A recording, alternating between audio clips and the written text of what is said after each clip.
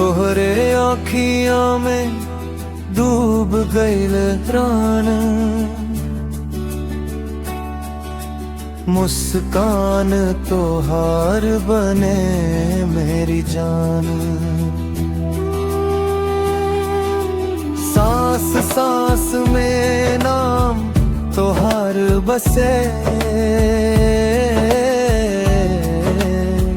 दिल बोले दिन रात बस तू ही तू छाए। चाल तोहार बिजली गिरावे हो, नैना काजल दिल चुरावे हो। जब जब तू हंस के देखे लूं, धड़कन मेरी गीत सुनावे हो। सज के जब तू आंगना आवेलो, चांद भी शर्म से लज जावेला। तोहरे बिना सोना लागे सगरो,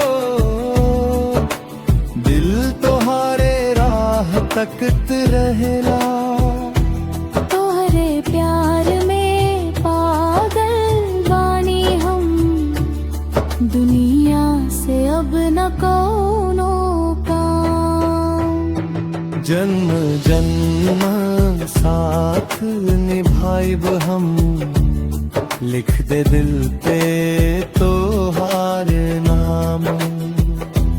जन्म जन्म साथ निभाइब हम, लिख दे दिल पे तोहार नाम।